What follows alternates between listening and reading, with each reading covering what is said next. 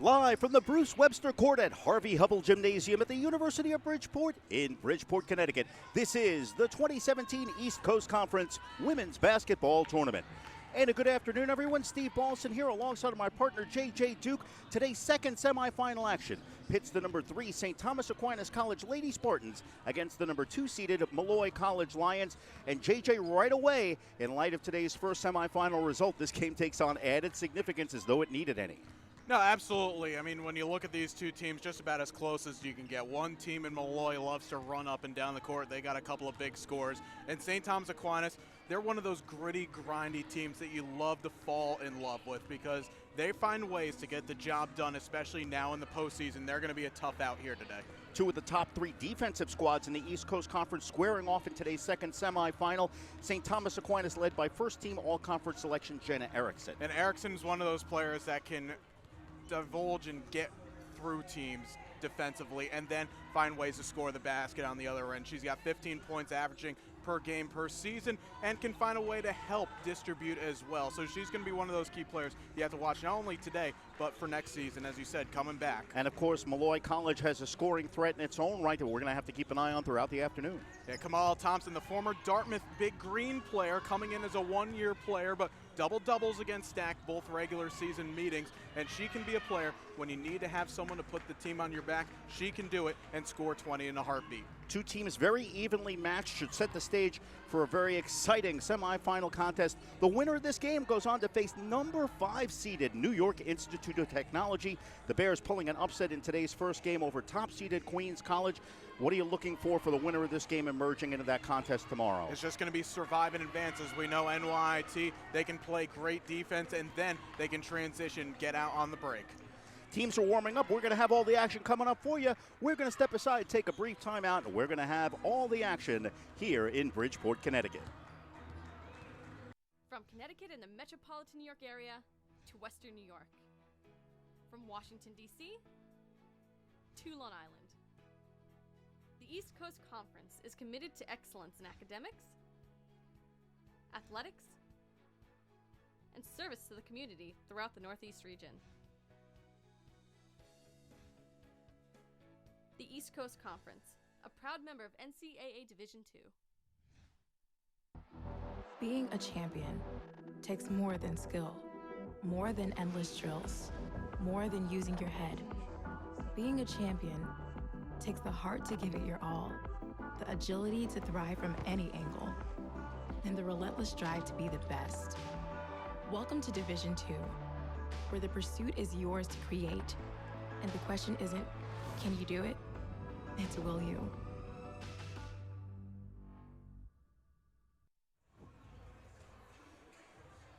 And we are back here at courtside, the Bruce Webster Court at Harvey Hubble Gymnasium at the University of Bridgeport. Starting lineups about to be presented to the crowd in attendance here. Crowd starting to fill in as the afternoon sunsets. St. Thomas Aquinas coming with a record of 19-10 overall. They were 12-6 in East Coast Conference play, earning the number 3 seed in the regular season standings.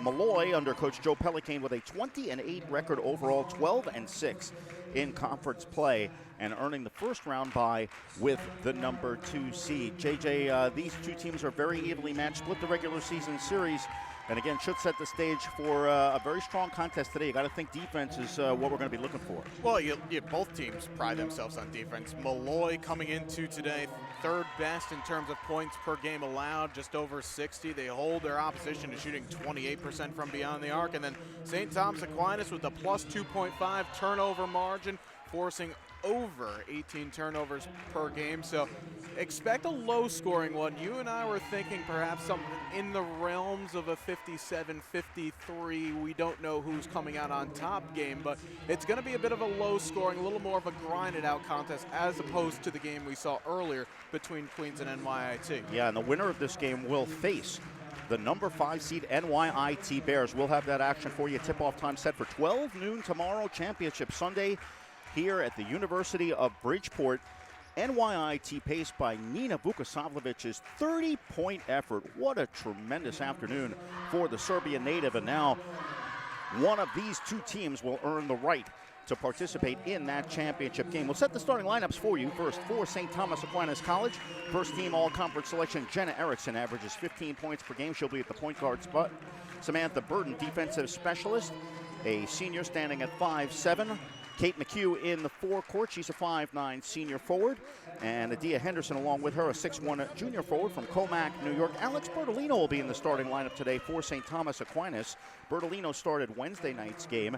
Kellyanne Averill, the freshman, not getting the start today. So Kim Lusk in her 9th season at the helm of St. Thomas Aquinas, mixing things up a little bit for today's semifinal contest. For the Molloy College Lions, under Coach Joe Pelican, Innocence Grady in the backcourt. She's a 5'2" sophomore guard from Amityville. Michaela Hernandez, a 5'5" sophomore from Windermere, Florida. Kamala Thompson, we mentioned first team all-conference selection. She's a 5'9" graduate student out of Selden. Aaliyah McDonald, 5'7" senior, averages 14 points per contest. She hails from Hempstead. And in the forecourt, Simone Kelly, a 6-foot graduate student, averages 12 points per contest and 8 caroms. She is from Wyandanch, Long Island. Teams to their benches. We're getting ready to start things off. We take a look at the St. Thomas Aquinas team. They're dressed in the road maroon uniforms as the lower seed in today's game. Molloy College will be in the home whites as we get ready to start things up. One thing that I noticed here before we get this game going on our way, Steve, is Simone Kelly back into the lineup. It's been of an up and down year for the former Siena Saint. Missed 6 straight games before playing in the last 2 contests, but having a 6-foot grad student averaging close to 13 points per game for the Lions, that will be a big plus for them as they needed her down the backstretch. Molloy dropped a couple of tough contests, including one here to the University of Bridgeport a few weeks ago. A lot of people were thinking Molloy may just miss out in those top 2 places, but she's back in today, and that's only going to help them against the St. Thomas Aquinas team. You see them often throughout the year a little bit on the shorter side in terms of verticality, but they make up for it with great grit defensively. Yeah, and quickness. Kim Lusk likes to get her team to push the tempo. Take a look at Simone Kelly, as JJ mentioned. She's going to start things up, and if you look at that left leg, she's wearing a pretty heavy brace. She was injured in a game earlier this season at Aquinas Hall, and that was what brought her to the sidelines. She is playing through an injury at this moment, and Coach Joe Pelican mentioning a little bit about her grit. She insisted that she was going to get back into the lineup, and indeed she has done so as Molloy wins the opening tip. And they start from our broadcast right to left. Here's Kelly high off the glass, too hard. Bertolino with the rebound. And I like that test early on, though, forcing it down low to Kelly, trying to establish inside the blocks. But Adia Henderson, a great shot swatter in her own right. You have to keep eye on that matchup throughout the entire day. Right side, Samantha Burden fires a 3. That's good. Samantha Burden gets the first points of the game, stack up by 3. Burden, not the most prolific three-point shooter on the team, noted more for her defense. If Kim Lusk can get some production out of her, that is big news for Stack. As the backdoor cut, Aaliyah McDonald was looking for Kelly, threw it out of bounds, so a turnover on Molloy gives Stack possession. And Stack have multiple weapons from beyond the arc. They're an efficient three-point shooting team. They don't shoot it as often as one would think. They like to dribble, drive more, use Henderson, but when they get that open spot, they will take it, no doubt about it. Alex Bertolino, who has the ball now, provided a big spark for Stack in Wednesday's victory against the University of Bridgeport. Henderson to the hoop with the left hand, misses the layup. Here's Innocence Grady, stutter steps on Erickson, throws a wild shot off the glass. Burden with the rebound. Both teams trying to establish something down low into the blocks. You'd have to think Molloy's got the better look again with the size. A foul called down on the floor. The last time that these two teams met came not too far ago. It was back end of January. That game was played at Aquinas Hall, and it was the points in the paint where Molloy led 26-12. That ended up being the difference. St. Thomas Aquinas suffered a home loss in that one, 67-53. In the first meeting of these games in Rockville Center, as Erickson has her pass stolen, it was St. Thomas Aquinas with a shocking 62-31 win over Molloy. This is a different Molloy team. Offensive foul, Adia Henderson stepped in and drew the charge, and Aaliyah McDonald has picked up 2 fouls in 1 minute and 46 seconds. And that's the back end of this scoring duo for Molloy. McDonald, 14.5 points per game, as a second-team all-conference member, and just a little out of control there. Credit Henderson. The big player down low, stepping in, had the position, and draws the foul. It's a trademark of a Kim Losk team as players stepping in and drawing charges. Here's a matchup to watch as Michaela Hernandez is guarding Jenna Erickson. Erickson has been shadowed a lot. Henderson misses a 12-footer. Jenna Erickson has been shadowed all over the floor, and Hernandez draws that charge today to shut down Stack's leading scorer. 3-0 St. Thomas Aquinas with the lead, but McDonald goes to the bench with those 2 fouls. Left side, Grady pulls up for a 15-footer is good. Well, actually, at least at the moment, McDonald wasn't able to get a sub out, so I wonder here if Stack's going to look to try and go at her on the far side, knowing that she's already playing with caution. Yeah, my apologies. Saw the sub coming to the table, but she did not get there in time as Molloy caught a little flat-footed. Burden misses the shot. Henderson misses the putback. And the one thing that I saw Simone Kelly immediately grabbing at that left knee, and the referee is going to pull play back after this. She landed very awkwardly, Steve, on that left leg. And as we mentioned, almost such a joy to see Simone Kelly back in after, you said playing through this pain, this injury over the last couple of games. And now all of a sudden, Molloy becomes even more shorthanded. Foul was called on Alex Bertolino, and again, this was not necessarily so much a question of a rehabbed injury and a player back. We were informed that this is a player battling through an injury right now, and to see Kelly go to the bench, that is certainly a cause for concern. We'll hope that our courtside colleague Mike Moore will have some more information on that as the afternoon progresses. Right now, Aaliyah McDonald is to the line with those 2 fouls, and she makes the first of 2 to tie the score. Second one is short. Henderson with the box out. And Steve, you think about this right now, Molloy plays just with 11 in total on their roster. You already have McDonald in foul trouble with 2, and then you have Kelly out. That makes this bench very condensed, still almost the entirety of the game to go. McHugh into a triple team as Molloy playing a tenacious zone. Handed off for Henderson. Henderson faces the basket, ducks under, and her leg buckled a little bit as she went to the hole. We'll see if she gets up okay. Seems to be none the worse as she's helped up by teammates. 3 quick fouls on Molloy, and we played just over 3 minutes. And that's one way to beat the Lions. They're a team that does get a little bit undisciplined at times defensively. This is a very new group that Joe Pelkane brought together. A lot of transfers coming in. Well, obviously we talked about Kelly. We have Thompson, a grad student formerly of Dartmouth. Jessica Kalbfleisch will make an appearance formerly of Dowling College, and a couple of new freshmen in there as well. So this is a group that really had a very short window to get used to how each others are playing. And still at times they seem erratic in terms of knowing the personnel and who to step out. Well, Molloy was 12-7 a year ago, improving to 20-8 this season. That certainly had to put Coach Pelkane in the running for Coach of the Year. Of course, it was given to Betnamovsky, who has done nothing short of a magnificent job of resurrecting the Queens College program. Turnover on the travel by Hernandez. That's another one of those transfers, by the way. Michaela Hernandez last year played for Binghamton University in the America East, so she's going to have to work with a lot of the minutes here, at least in the rest of the first half. Again, Molloy already facing the potential of being down 2 starters. Pass goes through Erickson's hands. Averill pulls up from the left side, puts up an air ball. Burden saves it on the baseline. McHugh has it with 8 on the shot clock. Erickson left open for 3 is good. Jenna Erickson has Stack's second 3-pointer of the game. And Jenna Erickson's not your prototypical point guard. She's going to find a way to get shots, and a lot of them averaging close to 7 3 attempts per game, and she's very efficient when called upon. Coaches around the conference know that she is one player you cannot lose, and Molloy did it in that sequence. 5-point lead for Stack. Henderson with a nice play on the baseline, saves it. Erickson on the run through traffic, sets up the Stack offense. Here's Burden. McHugh at the elbow. Erickson with Hernandez in her face. Left side, here's Burden. Stack trying to spread the floor now. Molloy back in the man defense. Burden on the left side, 7 on the shot clock. Crossover dribble, drives with the right hand and puts it in. Samantha Burden makes it 10-3 St. Thomas Aquinas. And now you see with Molloy knowing that they've already picked up a few personals early on. They just gifted her that baseline. Already playing cautious here defensively. Pull-up jumper was blocked by Averill. It tips out of bounds off the fingertips of Kamala Thompson. St. Thomas Aquinas now in sync. And we talked about this in our earlier game, JJ.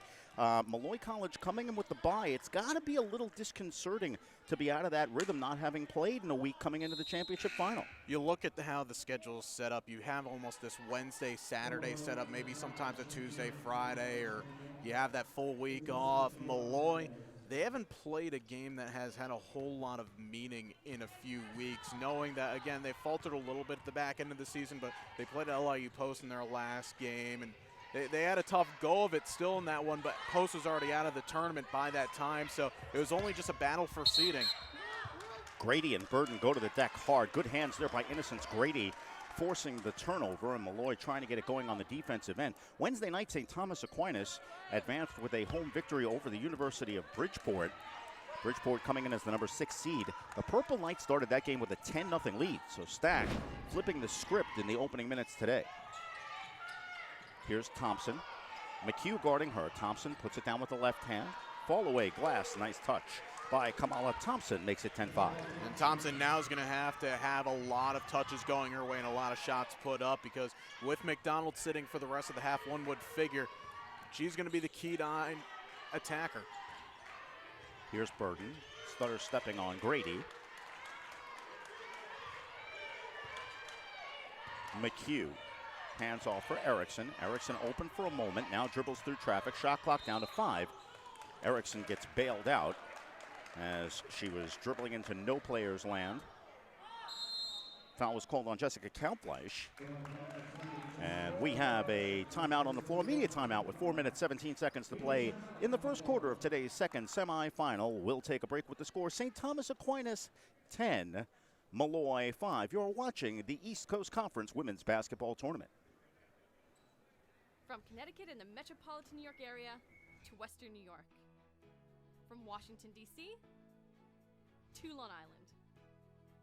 The East Coast Conference is committed to excellence in academics, athletics, and service to the community throughout the Northeast region.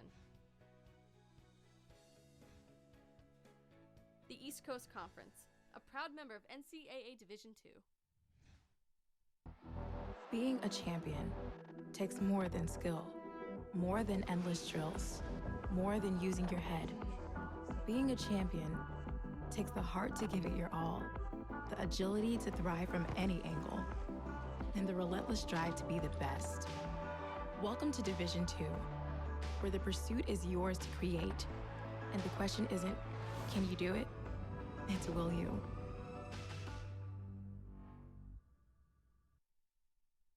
Four minutes, 17 seconds to play here in the first quarter at the University of Bridgeport. St. Thomas Aquinas holding a 10-5 lead. Right now, let's welcome in our courtside reporter, Mike Moore, for some insight. Mike, what's going on? Guys, one of the feel-good stories this year for the Molloy College Lions is that of number 20, Jessica Kaufleisch, a transfer from Dowling College. Once Dowling was no longer in existence, Joe Pelicane, a Dowling coach in the heydays, brings her over here for her graduate season. A two-sport athlete, she was also very successful in her career as a volleyball player. Now she helps out here graduating in May. And JJ and Steve, if you're keeping track, Dowling College also happens to be my alma mater. Back to you. Yes, indeed. A lot of Dowling College presences. That shot is waved off on the baseline. Dowling College, unfortunately, ceasing operations at the end of last season. And aside from a sentimental value, they were original members of the conference in 1989 and 90. They created a gaping schedule hole this year. The schedules were already arranged. And teams ended up with that spot in the schedule. That foul was on Adia Henderson, by the way, on the turnover. Erickson misses the layup, but Averill with the follow. Great persistence right there by Kellyanne Averill, following the play as the trailer, never gave up and able to finish it off and giving Stack now the 7-point lead. This is the largest of the game. Grady with a handoff for Kaufleisch, and Kaufleisch didn't catch it cleanly. Travel called by referee Richard Wright. The officiating crew today, Rick Raffone, Richard Wright, and Sherry Zapala. The Zebra Stripes, St. Thomas Aquinas with a 7-point lead and the ball, 3:34 to go. As again, you see that pressure being put on. This time it's Catherine Gibson getting the assignment of trying to shut down Jenna Erickson. Easier said than done. McHugh catches on the blocks. She's harassed by Thompson.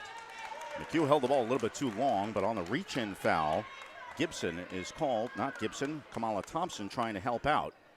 So very different scenario already. 7 fouls called here in the first 7 minutes of play. Very different from our opener as McHugh to the stripe for the first time. Yeah, a bit fortunate right there for McHugh. The one thing I've noticed about her game is she does like to jab a little bit too much before putting the ball onto the floor. That allowed the ever-present Kamala Thompson try to come in and rip away the basketball. Fortunately for her, knew where the contact was coming from, so leaned in, drew the foul, and she ends up knocking down both free throws. McHugh with both ends, also conference foes, well aware that the senior likes to go to her left hand. She is one of the strongest left-handed dribbles in the league, and you could see them cutting off that side of the lane. Stat by 9, biggest lead of the game for either team. Grady into the forecourt. Well, it's great to see Simone Kelly back on the floor. Kelly went down hobbling early, but she is back in this contest, just subbing in on that whistle. And a three-pointer from the corner is good by Katherine Gibson. Gibson's one of those spot-up shooters. Doesn't get a whole lot of looks, but when she does, it's going to be from beyond the arc. That's her 28th made three of the season. Ruth Adams now with the ball in for the first time for St. Thomas Aquinas, leading by 6. Left corner, here's Adams. Quick touch for McHugh. Two-player game goes through the hands of Adams. And a turnover gives it back to the Lions, who are the higher seed in this contest. And going to Gibson, she's taken 109 shots this year. 84 of those have been from beyond the arc. Just 9 of 20 from stepping inside, 9 of 25 stepping inside the line, but efficient when called upon, and she knocked down a big three there. And you saw that nice form on the three. You can get a freshman to step up at a big time in the game. It can be a turning point, and that's the kind of momentum that the Lions are looking for. Stutter step as McHugh was guarding Kamala Thompson, and Thompson shuffled the feet for an unforced turnover on the Lions. You talked about how, similarly to Queens, Molloy just seems a little bit off the pace here in the early goings, and you wonder now, this isn't the first year where we've had the 6-team tournament and the 1s and the 2s get to the bye, but it's prevalent here in the women's division. For the teams with the bye, a little slower getting off the going here. Molloy, that is their 8th turnover of the game. Yeah, and especially Molloy is a team that likes to work the ball. Erickson fires up her third three-point opportunity, misses that one. Erickson takes the feed from Henderson, and Stack resets the offense. Erickson thinks about it, now finds Adia Henderson, who goes glass with the finish. Adia Henderson has 4. 16-8, St. Thomas Aquinas by 8. Inside 2 minutes to play in quarter number 1. Canahoy with the ball. Comes off the high screen, looking for help, pestered by Adams. Grady now double teamed in the corner, backs out of it. Hands down low, nice jump stop by Kamala Thompson, her second field goal of the game. Thompson getting good inside position and the finish. Adams drives the baseline on the right side, well defended by Canahoy. Here are the Lions in transition on the run, right side open three. That's off the mark as Gibson looking for her second three-pointer of the game. Nice hustle in the corner by Simone Kelly, forces it off Samantha Burden. Molloy keeps with a fresh shot clock and 1:06 to play in the quarter. And those are the possessions and the opportunities to grab rebounds and get clears that Stack will look to get back on. As you see the chase down the far side, actually looked like Thompson was the one that get over there. And it was Kamala Thompson able to save that one, keep the possession alive.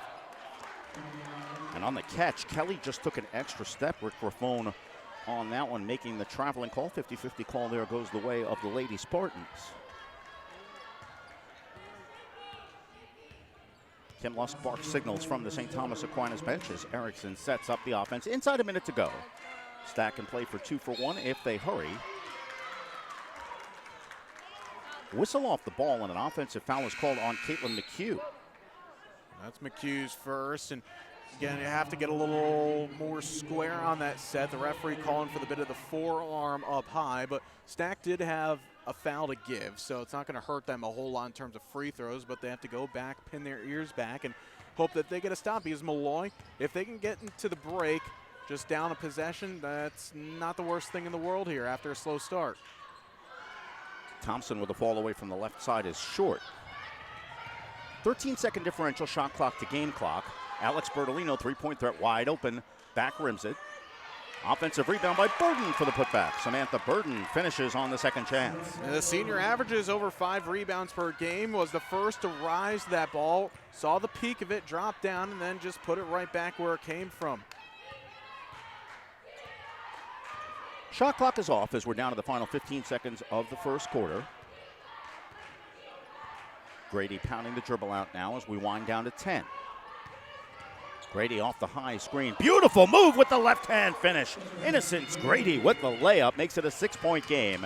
And that's going to end quarter number 1. St. Thomas Aquinas heads to the bench with an 18-12 advantage. Well, that's your patented hesitation blow-by move right there by Innocence Grady, and that will give her team a little bit of a motivation going into the break.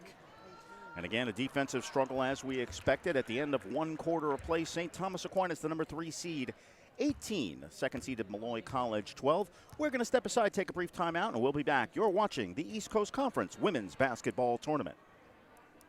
Hi, I'm Drew Bogner, president of Molloy College, and I'm here to share with you some really exciting news. Molloy College was recently named the #1 value all-star in the United States by Money Magazine. That's right, #1 in the country. We are proud that Money Magazine has recognized what we've always known at Molloy College. We invest in student success, and we challenge them to succeed. Molloy students are committed to a value system that stresses a strong work ethic, resiliency, professionalism, and leadership. It's why they graduate and why they get hired. We invite you to visit Molloy and see for yourself why you belong here.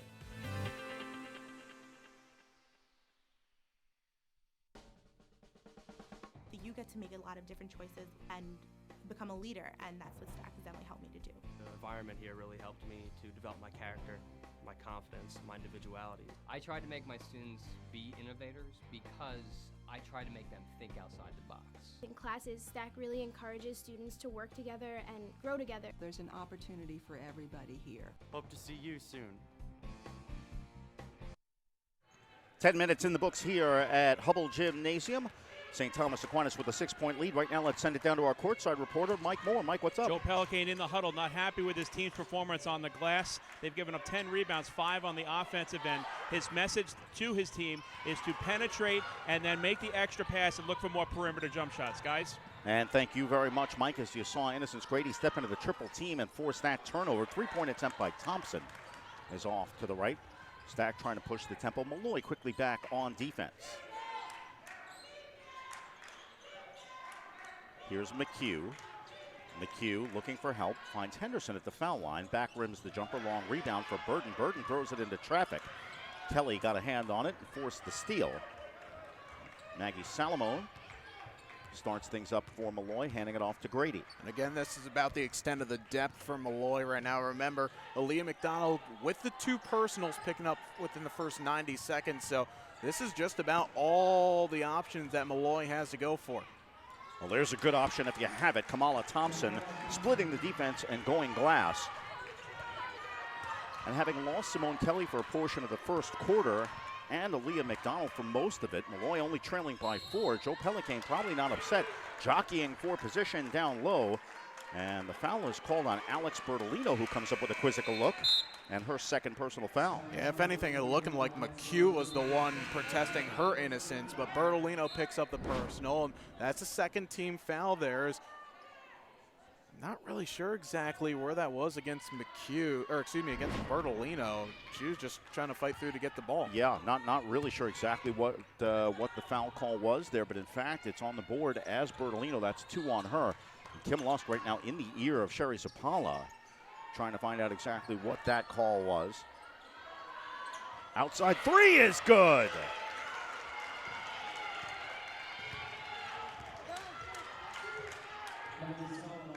On the baseline, here's Adams to answer. So Maggie Salamone with the 3, Ruth Adams with the answer. And it's back to a 3-point St. Thomas Aquinas lead. Yeah, in years gone past, Salamone has been one of those 3-point artists. Only chucked up 37 attempts from downtown this season, but stripe that one. That will get a little bit of confidence going forward for her team in terms of the 3-point shooting aspect. And again, you mentioned earlier the sluggishness of Molloy. That's turnover number 9. We're just 2 minutes into the second quarter. Yet the Lions trailing by just 3 points. Here's Burden. Burden with Salamone on her. Erickson directing traffic, crosses over with the left hand, finds Adia Henderson who lays it in. What a look by Erickson. And that's the part of her game that makes her so special. She's a player that's not afraid to get down into those dirty scoring areas, but the high percentage ones, and then has the unselfish ability to give it up to a player that has a better look. Grady into a double team, somehow finds Kelly. Left side three-pointer by Thompson is off. Adams running the floor again. Molloy recognizing that transition. Adams puts up an air ball, but Samantha Burden swoops in for the rebound. Averill at the elbow finds Erickson for three. Good. Jenna Erickson, second three-pointer of the game, stacked by 8. That's just all in rhythm right there. And by the way, if that is her first made three, no, it's her second, so that is now a new school record for made threes in the season. That's number 88 for her. Averill steps up and gets a piece of the ball. Time stood still for a moment there, and it rolls all the way to the backcourt with the clock and the shot clock running. Looked like Sherry Zapala waited about 2 seconds after that ball crossed the baseline to blow the whistle. So Molloy will now inbound in the backcourt with 13 on the shot clock. As we take another look at Averill with a nice ball fake, setting the space for Erickson. Yeah, and it was almost that inadvertent pick that blocked off one of the Molloy defenders, so she couldn't charge down Erickson. And if you give Jenna Erickson any time and space, she will make you pay for it. Stack showing a little full court pressure, knowing the shot clock's winding down. It's down at 5. Grady with a beautiful feed for Kelly, who lays it in. Innocence Grady with the shot clock winding down, finds Kelly for the finish. And again, that's that little extra persistence that Stack was putting on with the full court pressure. Few players out too high, and the extra pass worked beautifully. Jenna Erickson straight away, 6-point game. Averill right side for Burden. Burden with some room on the right side. Shot comes up short, but Burden was fouled on the play. That's foul number 1 on Molloy in the second quarter. Grady whistled for her first. Yeah, let's take a look at that last play right there by Grady. The extra feed down low is there's 3 players looking to guard the Molloy point guard, so instead she finds Maya Joyner down low for the easy bucket.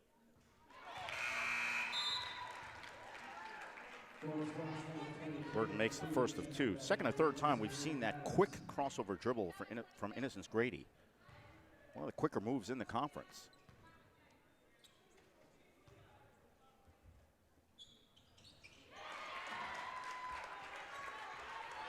Samantha Burden with 9 first-half points.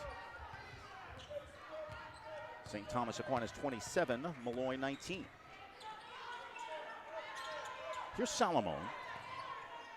Grady, Erickson guarding her. Stack playing the man throughout.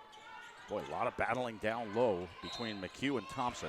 And a traveling violation is called as Maya Joyner is called for shuffling the feet. Yeah, Joyner again with all the foul trouble and the knocks that Molloy's picked up here in this game. Not a player that gets a whole lot of minutes. Little too happy feet in that moment, trying to kick it out to the far, or the near side, I should say. And that's just an unforced turnover. Molloy can't afford to have those here. Simone Kelly back on the Molloy bench. Erickson for 3. That's a little bit long. And Joyner with the impressive rebound. Innocence Grady with the ball, trailing by 8. Hands outside for Gibson. Salamone for 3, well off the mark. Erickson starting the run. McHugh doesn't catch cleanly. Looks for help, finds a wide open Erickson for 3. And a whistle is called. Yeah, they're going to get an illegal pick. Did they actually whistle Erickson's number Yeah, he put up 3, but Erickson was shooting. Oh, okay, it was whistled on Adia Henderson. Okay, I was That's number 2 on her. I was about to say there, because how's Erickson getting called for the foul? But then that's a little bit of, those are mental mistakes right there, especially with Adia Henderson that far out. Just make sure you have your position. You know Erickson's going to get a decent look on that. There you see that little shift to the right by Henderson was enough to draw the foul. Really not necessary because Erickson was so wide open on the play. McHugh steps up and is called for the block. That's number 2 on her. So fouls starting to add up now for St. Thomas Aquinas in the second quarter. You've got Bertolino with 2, Henderson with 2, now McHugh with 2. And really that only leaves you with Averill being the lone big that doesn't have any fouls here and still has 5 minutes to go left in the second quarter.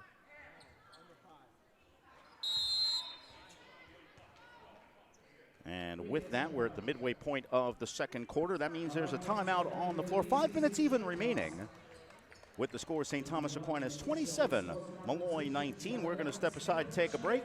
You're watching the East Coast Conference Women's Basketball Tournament. From Connecticut and the metropolitan New York area to Western New York. From Washington, D.C. to Long Island. The East Coast Conference is committed to excellence in academics, athletics, and service to the community throughout the Northeast region. The East Coast Conference, a proud member of NCAA Division II. Being a champion takes more than skill, more than endless drills, more than using your head.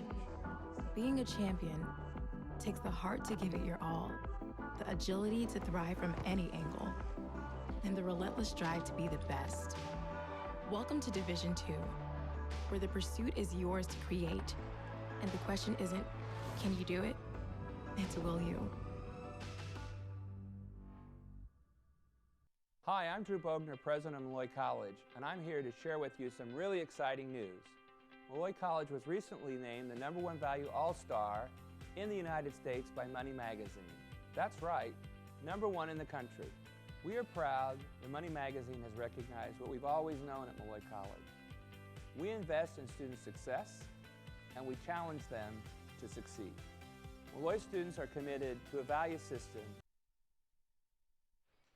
Midway through the second quarter here in Bridgeport, Connecticut, St. Thomas Aquinas with an 8-point lead. Let's send it down now to our courtside reporter, Mike Moore, for an update. What's up, Mike? Off of that timeout, the message by Kim Luss to her team is look to try to drive and kick. The success of the perimeter shooting continues to be there, and then it'll open up the inside-outside game, guys. And thank you very much, Mike. Some good defense there by Burden on Gibson. Scissor jumper from the foul line by Thompson is off the mark. Spartans running the floor. Here's Averill pulling it out and now setting up. St. Thomas Aquinas is led throughout, stack up by 8.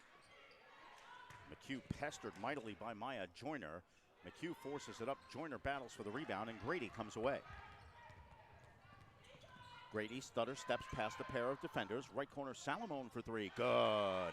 Maggie Salamone, her second three-pointer of the game, brings Molloy back within 5. You know, Salamone is figuring out a way to be successful here in this game, taking advantage of the opportunity with the minutes provided, knocking down a pair of threes. Average is under 3 a game. She's already got 6. McHugh finds Jenna Erickson. Erickson now kicks right corner. Burden for 3. That doesn't go. And apparently it hit the guy wire above the backboard. Richard Wright, the referee on the near side, making that call, saying that, in fact, the shot that was missed by Burden clipped the guy wire on the way up, so that counts as out of bounds. Back to Molloy now, trailing by 5. Lions hanging around in this one. St. Thomas Aquinas now encountering some foul trouble as Chelsea Murphy checks in for the first time for St. Thomas Aquinas. Grady has been creating a lot of offense.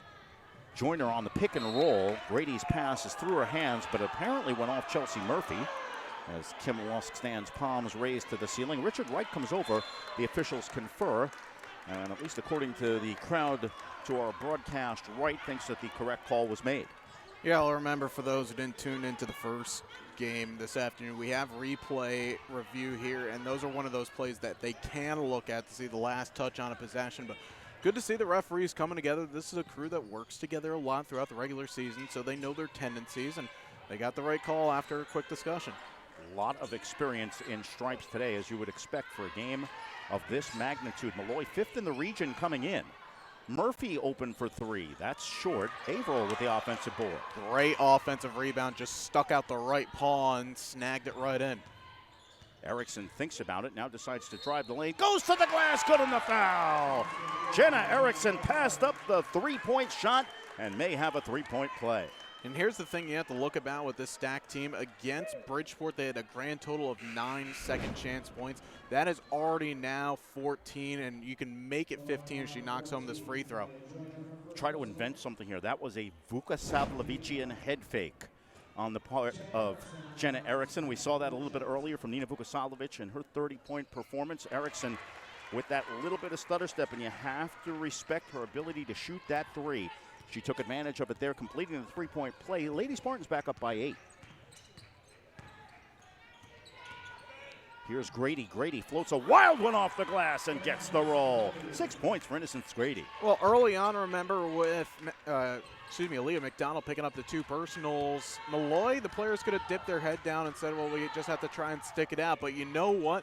The unit has stayed together. They found their roles and worked to their advantage. And there's Grady driving the lane, picking up 2.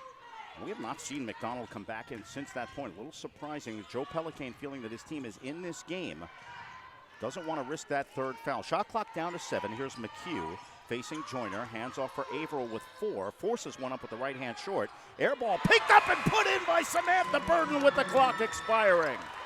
Perseverance and staying with the play. Samantha Burden, knowing as a senior, you have to do the little things to find success, and she puts that one right back in. 8-point lead for the Spartans. And that is the 3rd time in this first half we've seen Burden sweep in and grab a rebound as Murphy is beaten off the dribble by Salomon. Strong move to the hoop by Maggie Salomon, and she'll be rewarded with a pair of foul shots. Yeah, but again, it's the rebounding battles and doing the little things that are going to find your way to pave to success. And look at St. Thomas Aquinas, a +9 right now on the rebounding advantage. On the season, they average about a +4. And Molloy also in the positive category as well. But when you can have that big of a margin, that's going to come back to help. You know, by the way, that was their 9th offensive rebound as well. Salomon now with her 7th point of the game. Native of Narragansett, Rhode Island. Second one is good.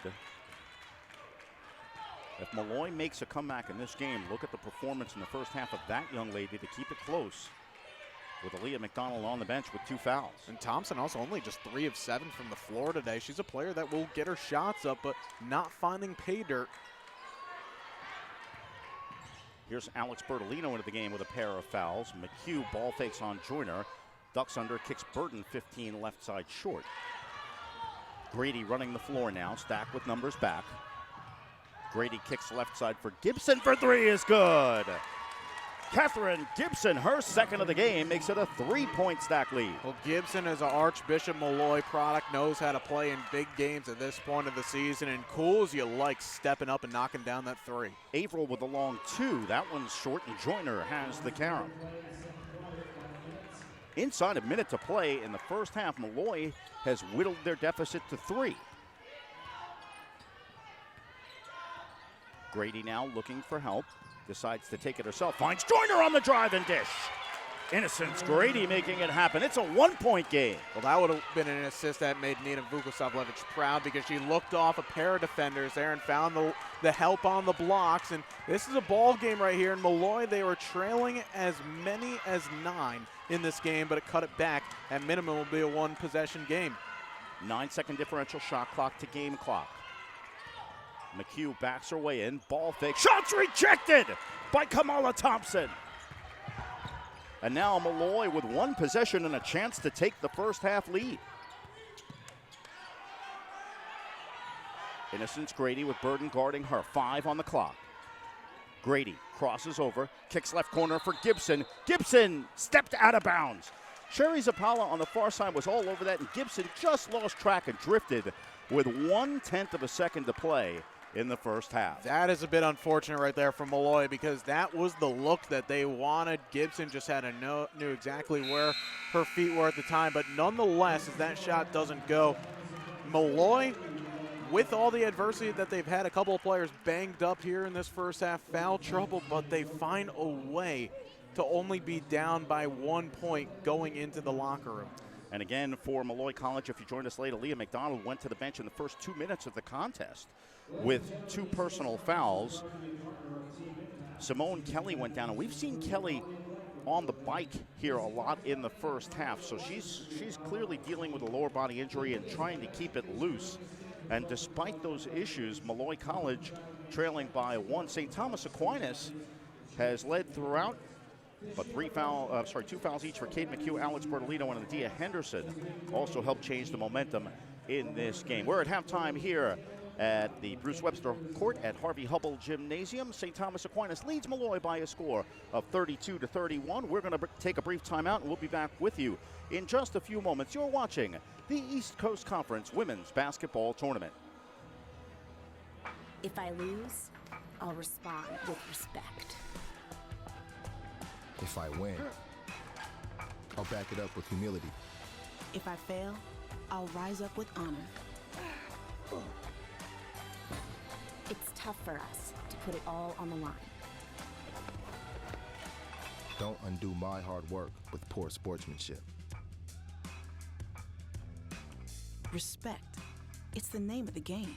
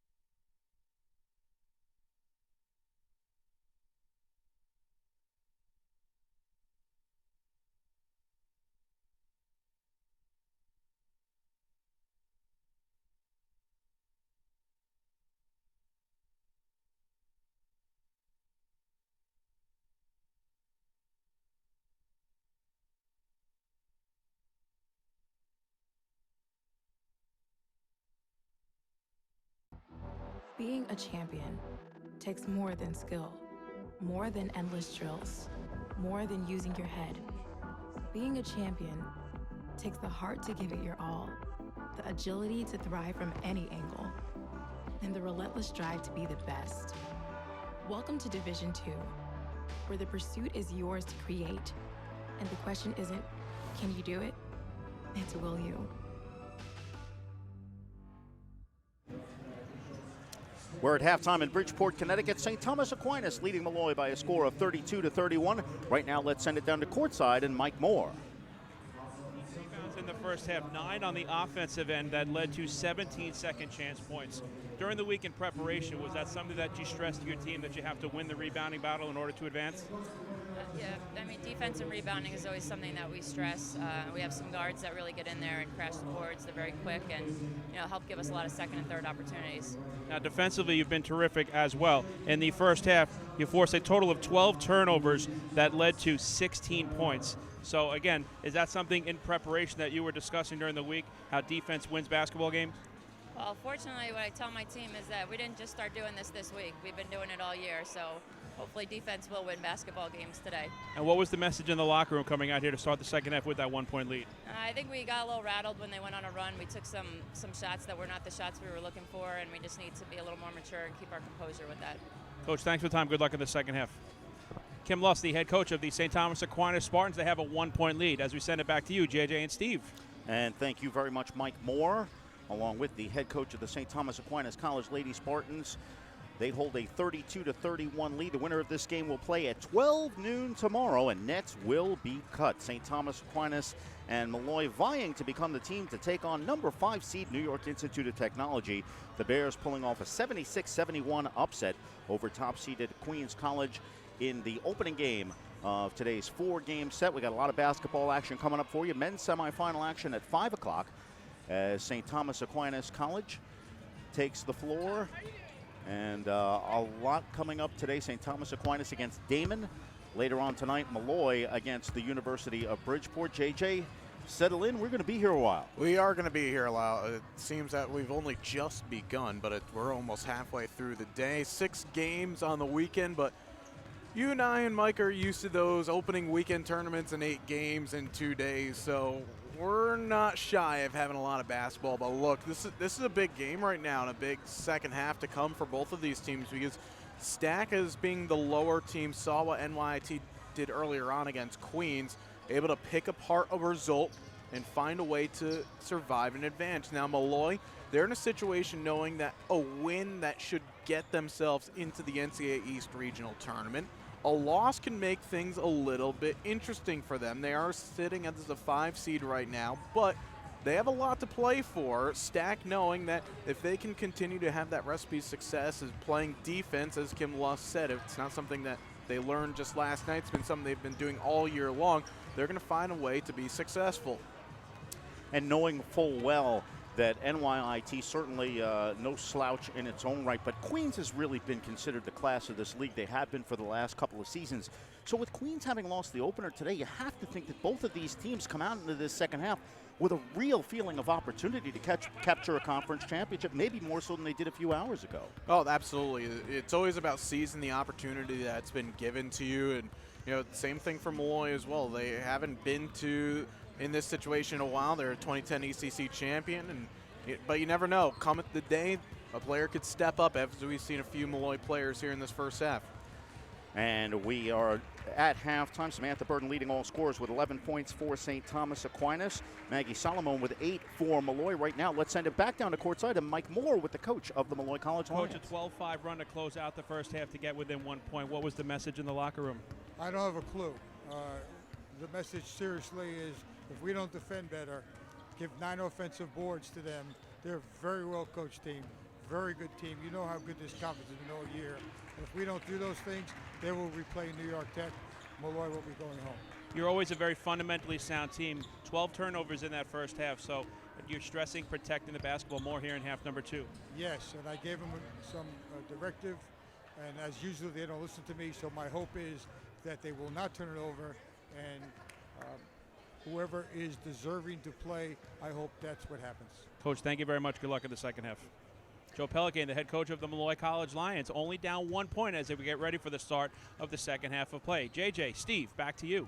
Always an entertaining interview, Joe Pelican. I was just going to say, that's an honest assessment. He knows exactly what he's going to get out of his unit. He's going to say one thing and just hope it goes through both ears of all the players that he has in the locker room. And if it doesn't, well, he's not going to fault himself for it. He's just going to hope that the team finds it within himself. Well, every now and then you get the benefit of perspective. And having been with this conference since it started in 1989, as Coach Pelican has and I have, we've known each other for a long time. He is the kind of person, and you see why. You see the genuineness in him. He gets his players to go to the wall for him. He always has. That is not something that is ever going to change. He's such a presence anywhere he's gone. He was the men's coach at Dowling College. Just a few short years ago, he took Dowling College's women's basketball team to the championship final in the NCAA Division II National Tournament. That's how close he was to bringing a national championship to Long Island. A great coup from Molloy's athletic department to get him in here, and the difference has been evident on the floor. You see his team rattle, never say die attitude. Both of these teams expect a great 20 minutes and perhaps more to try to get to that next round. And he's got a great basketball brain as well, but let's take a look at some of the first half highlights. We talked about Jenna Erickson. She's going to get her shots, and more often than not, the first team all-conference player will knock him down. 9 points and 3 assists. However, it's been Samantha Burden, the senior, that's taken the opportunity and ran with it for a game-high 11.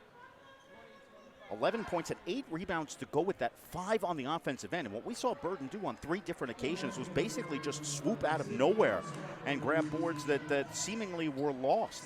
As the teams come out of the huddle for the second half, we'll set the alignments for you as we get the chance. Innocence Grady along with Michaela Hernandez, Kamala Thompson, Aaliyah McDonald, and Simone Kelly is on the floor with that heavily bandaged left knee as we take a look at some more first half highlights for St. Thomas Aquinas. Kellyanne Averill, Jenna Erickson, Samantha Burden, Adia Henderson, and Kate McHugh. That's the 5 for St. Thomas Aquinas. Molloy moving from our broadcast right to left, wearing the white uniforms in this second half stack, moving from left to right. Molloy with the ball, trailing by 1 as Grady pestered by Kellyanne Averill.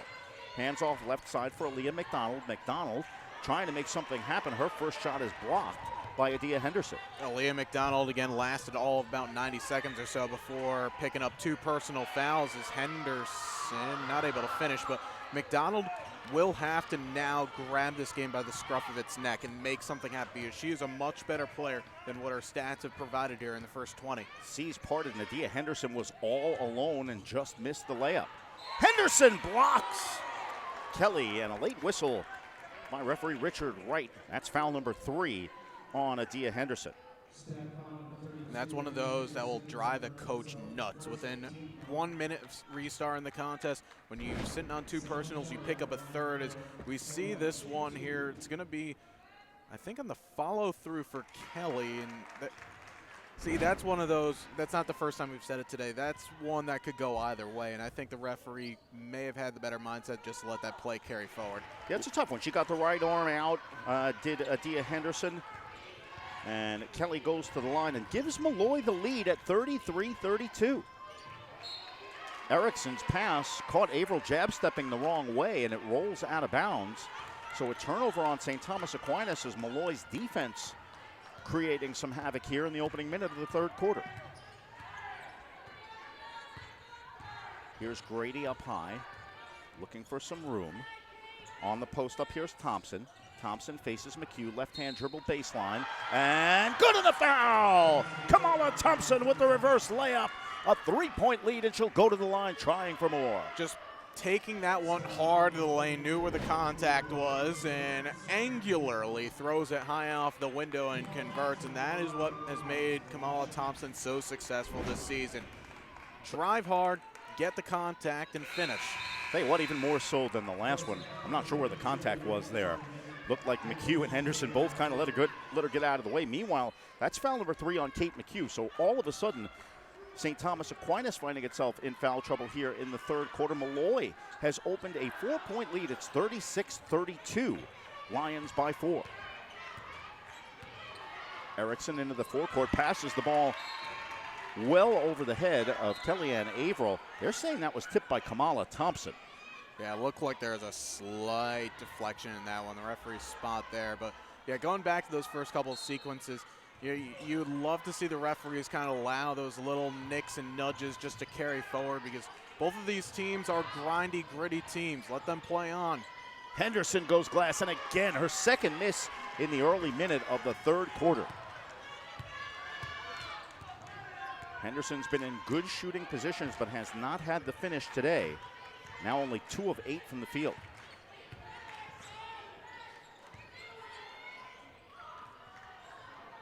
McDonald misses the jumper, tracks down her own miss, but as she goes to the deck, it rolls out of bounds, and it will be stack ball. Don't mind that at all. Knew that the shot was going to be off, and always the coaches tell you follow your own misses, and nearly came up with it, trying to make a second chance opportunity. That was something that Stack really lived off in the first half. Well, if you take a look at what Molloy is doing right now, they have stepped up the defensive pressure. Every single player in white is in the face of a Lady Spartan. Foul was called on that one on Michaela Hernandez. That's 2 on her. So now that Molloy has a little breathing room with the fouls, they're trying to create some turnovers on the Stack side, and they do right there as Jenna Erickson couldn't figure out which way Samantha Burden was going to go. And you know right there, this would be a time for Kim Lusk maybe to just take a quick 30-second timeout, calm her team down a little bit, because they've looked rattled coming out of the locker room. And they still have yet to score a point in the second half. All 5 scored by the Lions. Kelly to the basket, doesn't get the roll. Henderson battles for it, but it's off Simone Kelly and St. Thomas Aquinas ball. So Simone Kelly missing an opportunity there to extend the lead. That play was all set up by Innocence Grady, just splitting the defense nicely. And we saw a couple of highlights of her in the first half right before the start of this quarter. She is not afraid to go down and try and create something, even if it is 1-on-2 or 1-on-3. She's a sophomore. We get 2 more years of seeing that tremendous dribble. Henderson now ducking into traffic, lifted her pivot foot, and a traveling violation is called. Good call by Sherry Zapala. That is turnover number 11 on the day for St. Thomas Aquinas, and these are just mental mistakes right here more than anything else. Yeah, and that was the bane of Molloy with 12 first half turnovers. Boy, Aaliyah McDonald was really in the face of referee Sherry Zapala on the far side. Not sure what she was asking her. Molloy with the ball, beautiful drive and dish. Kelly to the glass, offensive foul. Henderson with 3 fouls, took the risk and drew the charge. It's a bold play, Steve, to be working on 3 personals and to step in and take a charge, because half the time you're going to get it, the other half it's going to be a blocking foul, and that would have been the 4th personal. But she comes away with it nonetheless, knew where Kelly was coming in hard and just gave up the body. And you see Kim Lusk right now trying to massage her team with her bigs in foul trouble as McHugh and Henderson taking turns coming in.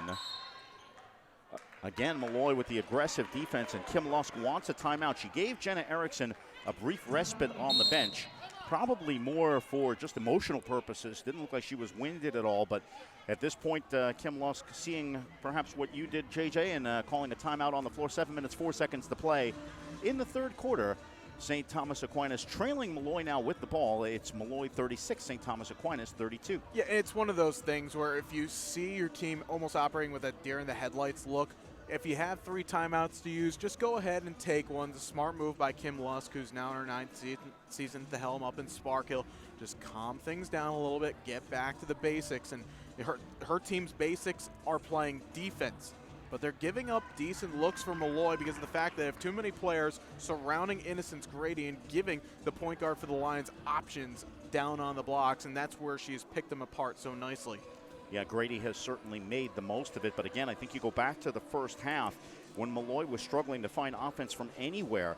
You have to give credit to Catherine Gibson and Maggie Salomon for opening up the contest with 3-pointers. That created a little bit more room for Grady to do her thing. These are just role players that are stepping up. You know, this Molloy team only 11 deep right now, and they had McDonald picking up the 2 personals early, so it's going to be that next man up mentality. I'm not a fan of the New England Patriots. I don't like that word whatsoever, that phrase, but it's working for Molloy today, and March is all about surviving and advancing. Well, the winner of this game survives to the East Coast Conference Women's Basketball Tournament Finals tomorrow. Molloy may have another contest regardless. They come into the game ranked number 5 in the NCAA Women's East Region. 8 teams make it.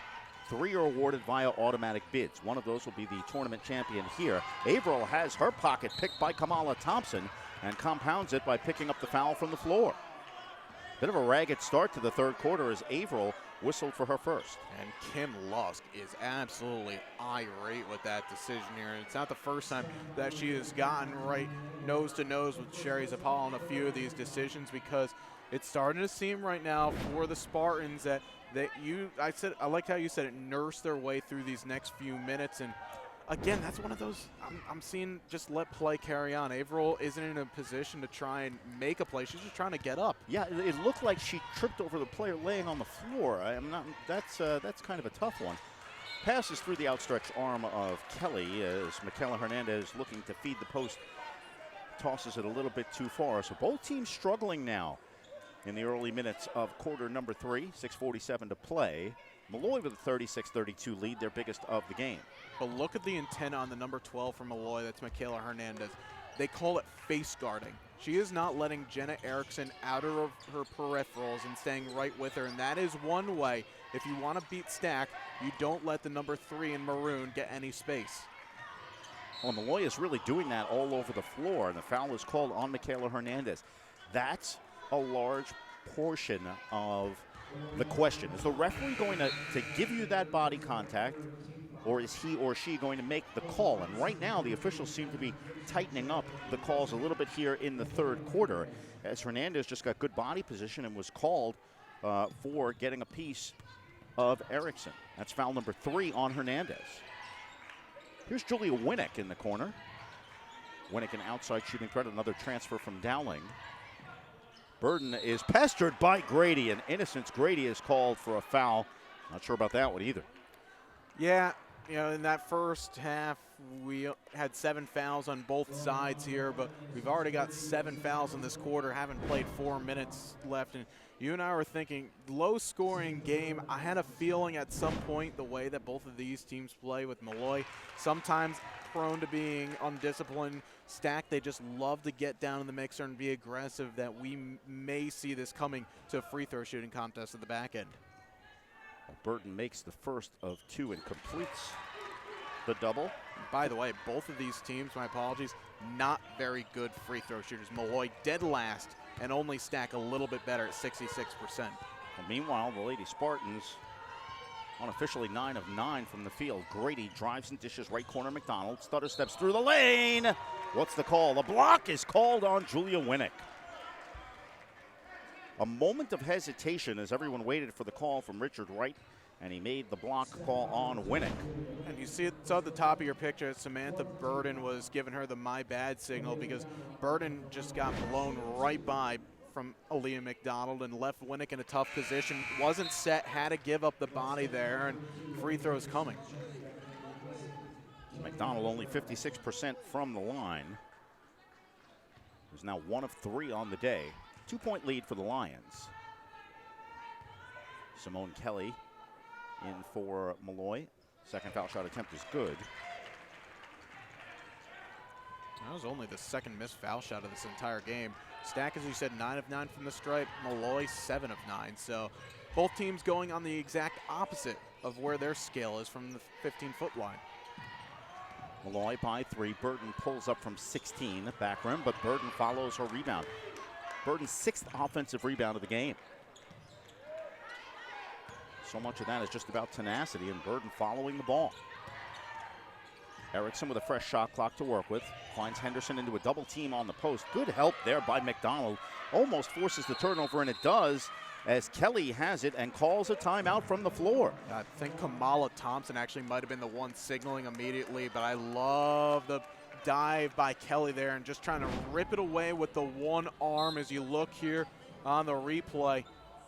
McHugh peels. Henderson kind of shows off that 1v1 backing inside, and oh, you know what?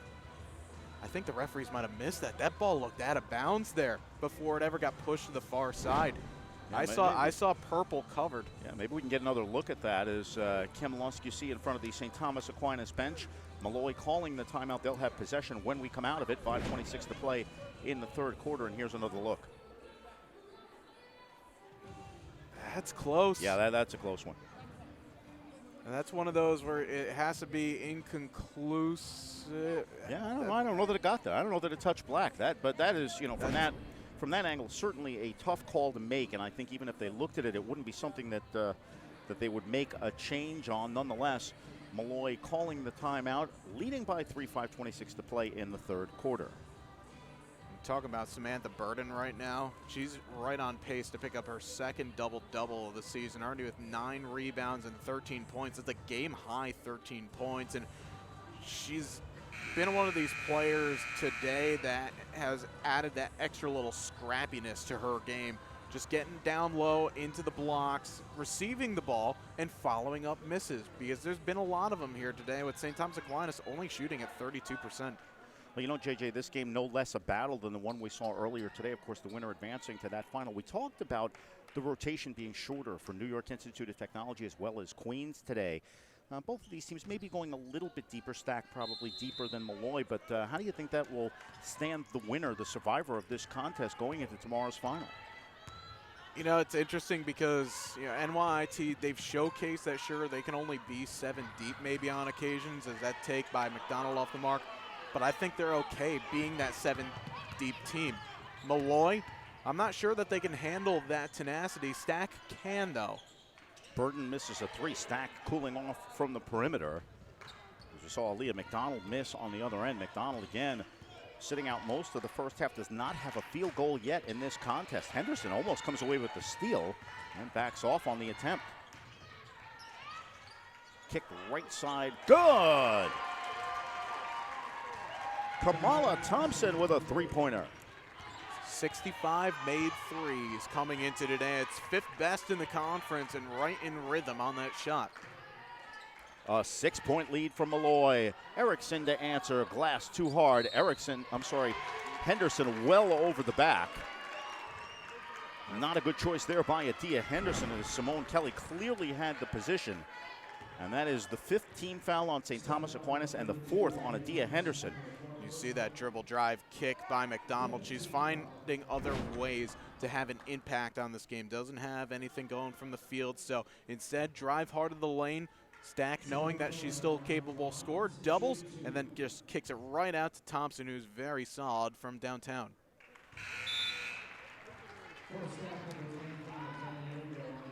Kellyanne Averill in, replacing Henderson. Alex Bertolino in, replacing Samantha Burden. Second free throw attempt is good. Molloy has owned this third quarter. Lions with an 11-2 spurt to start things up. And they lead by 8. Erickson drops the shoulder. And an offensive foul is called on Jenna Erickson. Didn't see a signal right away. Catherine Gibson stepping into the lane and drawing the foul. And Jenna Erickson, not one of those players that often commits the charge, but got taken right there. And I think frustration is starting to show on St. Thomas Aquinas, as Erickson that time trying to make it all happen. And you could just see the body language, a little sag of the shoulders as the offensive foul was called. Right now, Molloy keeping itself in this game in the first half with defense, and the Lions have opened up an 8-point lead. And still we're waiting for, only Stack has just one made basket on the day here in this third quarter. So you have to credit Molloy right now, whatever Joe Pelican said in the locker room. They've jumped out on an 11-2 run over 5.5 minutes played, and this is where the game can start to be won. But then, as you very well know, Stack is a team that they can be down as many as 20, and they can still find a way to persevere and pull out a ball game in the end. And one thing Stack has that they haven't necessarily had very often in the past is perimeter threats. They have players who can hit from outside if they heat up in Erickson, Bertolino, Julia Winnick. We see all 3 of those players on the floor right now. St. Thomas Aquinas now trying to change things up, showing full court pressure. Bertolino comes up with the steal. So Kim Lusk out of the timeout with a new look. Here's McHugh, faces the basket. Ducks under, goes up with the left hand. Doesn't get the roll, but she drew the foul, getting Kamala Thompson off her feet. And great floor awareness right there by McHugh. Knew exactly where she wanted the defender to go. You said that she likes to go to her left, so had the defender go that way and then drop steps and goes off to the right, and then it ends up drawing the foul. And the foul was on Kamala Thompson, number 2 on her. Both teams now over the limit as McHugh makes the first. Boy, I will say this much, though. McHugh got the last little piece of rubber onto the floor from her sneaker before picking up and drawing the third step, which would have been a travel, but great balance nonetheless from the number 20. Second foul shot is no good, but guess who? Samantha Burden, another offensive rebound. Erickson for 3. That's too far. And if Jenna Erickson doesn't hit that shot, St. Thomas Aquinas is in trouble. That's also now the 10th rebound for Burden, so she's going to be in with a double-double here. Grady hands off for McDonald. Lions by 7 with the ball. McDonald drives, kicks for Grady for 3. That's off. Nice box by McHugh. Tremendous fundamentals there. Good strength. Just took it down with one hand and fended off the defender with the other. And Averill, well defended by Simone Kelly, shuffles the feet for a turnover. Turnover number 15 for St. Thomas Aquinas. They average 15.7 per game. We still have 13 plus left to go here. Yes, 7 of those here in the third quarter.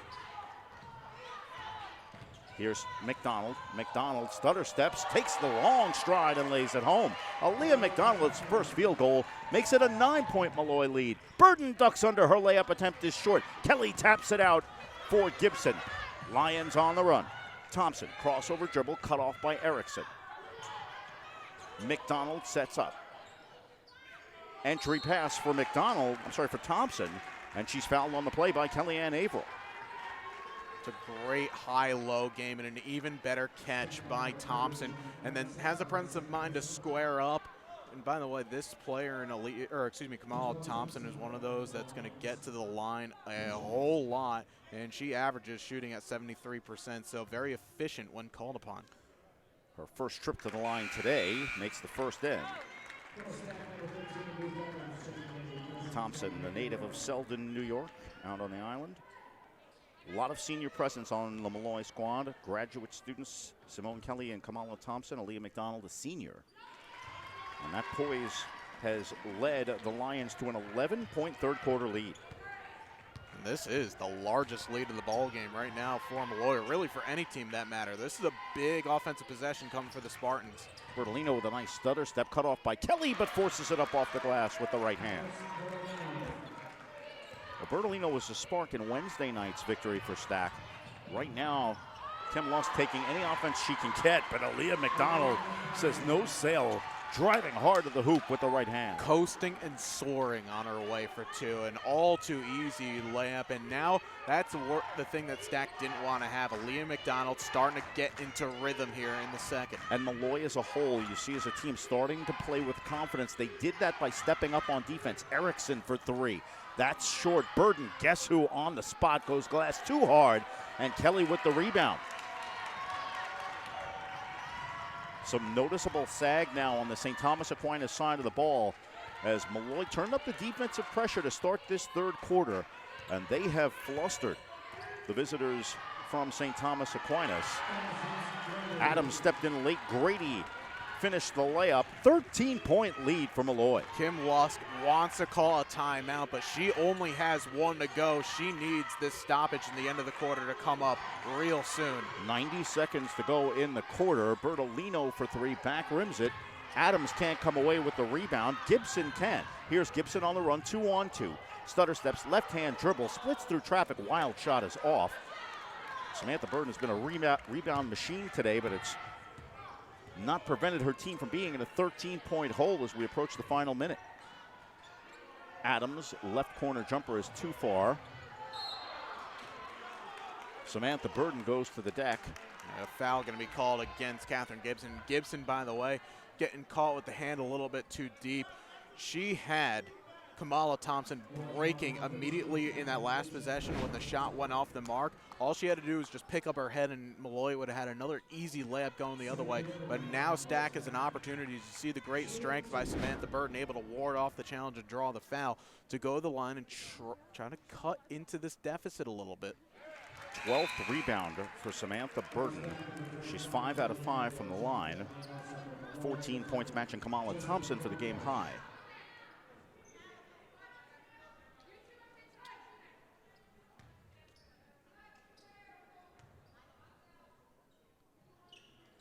Second attempt is good.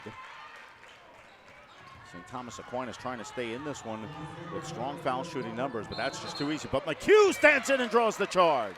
And that one stung a little bit as McHugh got flipped over in the process and landed hard onto the floor. But that is the definition of taking one for the team, as McDonald well out of control. Oof. And that one is that takes the wind out of you on the screen. That one hurt a little bit, but you know what? Great play there nonetheless by McHugh, just to stand in, again, trying to motivate her team a little bit, because charges, outside of a big knockdown three, taking a charge is the biggest help. Well, McHugh has certainly drawn a lot of them over her 4 years at St. Thomas Aquinas, a senior in this contest, and quite a durable young lady. Right now, St. Thomas Aquinas trying to find any spark it can, as this has turned into an 11-point game. Beautiful two-player game. Bertolino misses the layup, but is fouled on the play. But what a momentum switch. You could just feel the whole stacked bench ready to explode, and the shot goes off. Now you got to earn it with 2 from the line. Big credit to the feed, though, to find Bertolino. As Erickson working with McHugh, and McHugh showing her peripherals and her good find down low to streaking Bertolino. You'd love, though, to see Alex finish that one off and try to cap off that three-point play. It's still now, with that first free throw, remains at minimum a 3-possession game. Bertolino, a 63% shooter from the line on the season. The second one is good. Excuse me, check that, a 4-possession game. Now with this being a 10-point deficit. 50-40, Molloy by 10. Right corner, Gibson for 3. Back rim, long rebound, sails into the hands of McDonald. 6-second differential shot clock to game clock, so Molloy holding right now. And that was a rush right there by Gibson on the far side. Try to use the clock to your advantage. Took it early. Could have been almost a 2-for-1 there for Stack. Didn't make the most of it, but now Molloy gets the reset. Crossover dribble by McDonald. Cross-court feed, Grady passes up the 3 and travel. And again, Molloy just starting the offense too early, still 11 seconds in the quarter. And the referees are going to call that one every time. And if you're Innocence Grady, you're better off taking that shot. If you miss it, you miss it. But you already knew that once you put that ball back onto the floor, it's going to get called for footsteps. You can still see the thought process by Grady.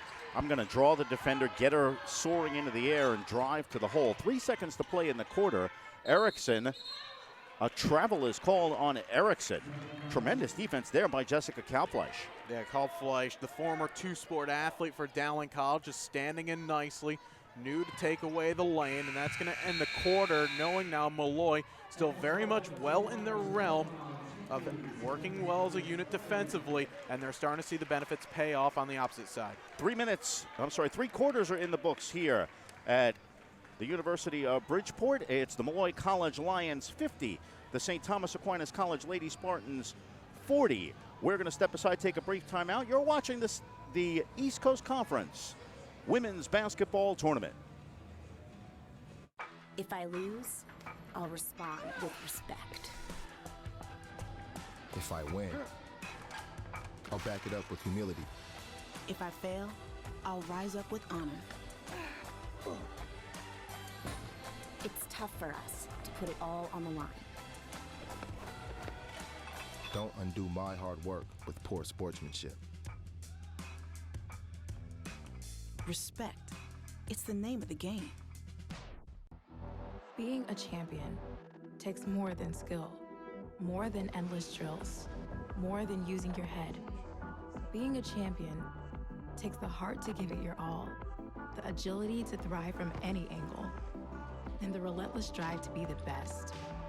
Welcome to Division II, where the pursuit is yours to create, and the question isn't, can you do it? It's will you? Hi, I'm Drew Bogner, president of Molloy College, and I'm here to share with you some really exciting news. Molloy College was recently named the #1 Value All-Star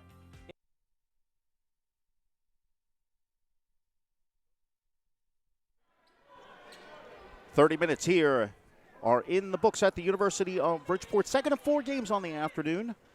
Our second women's semifinal of the day. Winner of this game facing New York Institute of Technology at noon tomorrow. Third quarter starts with St. Thomas Aquinas with the ball trailing by 10. Well, men's action coming up for you at 5 and 7:30. I hope you'll join us then. Right now, here's Samantha Burden. She's guarded aggressively by McDonald. Bertolino up high. Stack patient in its first set of the quarter. McHugh ball fakes. Thompson not buying. Averill is hand checked by Kalfleisch as she attempted to drive the baseline. So a lot of ball movement there by Stack, not much happening except for the second foul called on Kalfleisch. Sure, the message from Kim Losk at the quarter break was that there's still a lot of time.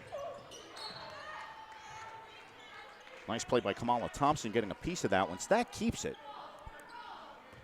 But Molloy is making the Lady Spartans work for every inch of the floor at this moment. And that's why they've been one of those teams that have been so tough to break down all year long. Both these teams, actually, in fairness, are two of the better defending teams in this conference. But Molloy, they shook off that ring rust rather early into this game. They're trailing after one quarter, but ever since that 18-12 scoreline, they have just jumped out going forward. Bertolino got tied up on the baseline and went down, caught the ball from a kneeling position and somehow kept it alive. So Stack has it. The shot clock is reset, and that should not be the case as there was no change of possession. So Richard Wright, the official, coming to the scorer's table now to sort things out. St. Thomas Aquinas inbounding in front of its own bench. Shot clock is at 28, and that shouldn't be right either. Joe Pelicane is asking Rick Raffone if that's the case.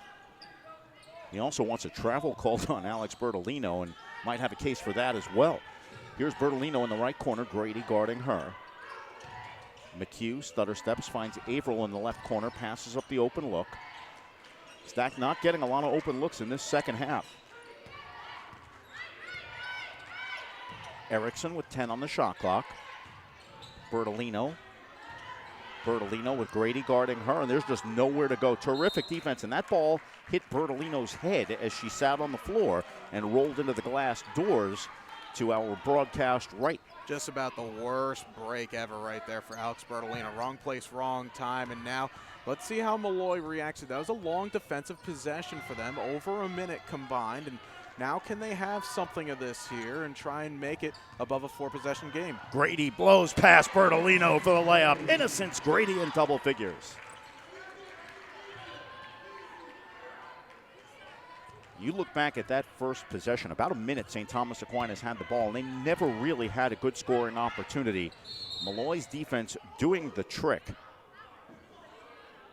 Players just on both sides looking at each other right there. Is Catherine Gibson, though. I think they got the right player for that. Gibson a little bit too strong trying to get around that screen from McHugh, but Caitlin McHugh had to be oh so careful there, because if she picked up the foul, that would have been, believe, her 4th personal.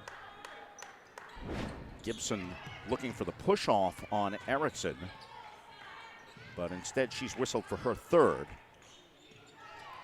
Adia Henderson, the only player on either team with 4. Erickson drives with the right hand and finishes. Jenna Erickson makes it a 10-point game. 11 points for the junior, first team all-conference selection. Stack's bench trying to get the team going now with a defense chant. Grady with another crossover. What a pass for Kalfleisch, and she's blocked by Henderson. Oh, that's beauties on both ends, though. Love the ingenuity from Grady, but a better block from Henderson. Gibson trying to draw the charge on Erickson, doesn't. Erickson had a good open look, passed it up. Henderson delayed on the pass to the corner. It was tipped out of bounds by Kamala Thompson. On a second time right there, Adia Henderson goes up hard to the hole instead of kicking that back out to Erickson, or just at least thinking about it, because that allowed Molloy to get back in. Erickson did a beautiful job of putting it right back into the mixer, but that's got to be finished. Again, there was just so much more quickness in the footwork of Molloy in this second half. Bertolino tries to thread the needle. It comes for Henderson, who's tied up on a jump ball. Alternating possession goes to Molloy. And you know what, at this point for Molloy and Joe Pelicane, you're happy about how the pace of this game is going. Maybe not so much for your players' health, because players banging into each other, but you'll take long, drawn-out possessions that have nothing in it for either team. Pelicane said at halftime his team doesn't listen. Not so sure about that, as Molloy has been inspired in this second half. They've held Stack to just 10 points. Strong move to the hole in the finish by Aaliyah McDonald. That's a great take from her. Aaliyah McDonald, again, only a handful of minutes played in the first half with 2 personals, but now she's finding the rhythm. Boy, a late whistle and an offensive foul is called as Aaliyah McDonald took the flop, and Jenna Erickson is called for the offensive foul. McDonald now with 8 points here all in the second half. As you take a look at that, even went with the right going against the grain and still finishes. Third foul on Jenna Erickson. Molloy with a 12-point lead and the ball as Kelly swings left side for Gibson. Clock the ally of Molloy, but still far too early to worry too much about that. And a block is called on Kate McHugh as Aaliyah McDonald putting on a ball handling exhibition right now. Yeah, and see now with a couple of these earlier give or take fouls in the first half coming to hurt some of these players on both teams in the second. McHugh's now got 4 personals. Henderson has 4. Erickson has 3, so there are 3 pretty big players for Kim Lusk's team who are in severe foul trouble as we enter the final few minutes of this game. And it goes to the point you made earlier, JJ, about the risk, that 50-50 risk of trying to draw the charge. McHugh stepped in that time and was called on the block, so that's 4 on her, and she will go to the St. Thomas Aquinas bench with 6:40 to play. Now, this Molloy team, they are not a great free throw shooting team. At 63% as a unit, I would have no bearing about it. Get the ball down low every time and try to attack Henderson or McHugh, whoever's on the floor, to see if they can get them to foul out. Henderson on the nice feed from Samantha Burton, who grabbed her 14th rebound. That is not Burton's game. The ball is finding her today, in large part because of her effort. Right now, our team trails by 11 as Kamala Thompson spins and hands out for Innocence Grady. 55-44, Molloy by 11. That's her best total of the season, by the way, those 13 rebounds. Only 4 times now she's gone above 10 or more boards. Grady ducked under, blocked by Henderson, but the rebound is put back by Kelly. Staying with the play, Simone Kelly, a player who's used to playing in postseason tournament, former Siena Saint, finding the ball on the floor and then putting it back where it needs to be. Burton into traffic, finds Henderson from the right elbow, misses the shot, long rebound, can't corral, but it's tapped out to Erickson. Erickson thinks about the 3, decides to pull it out.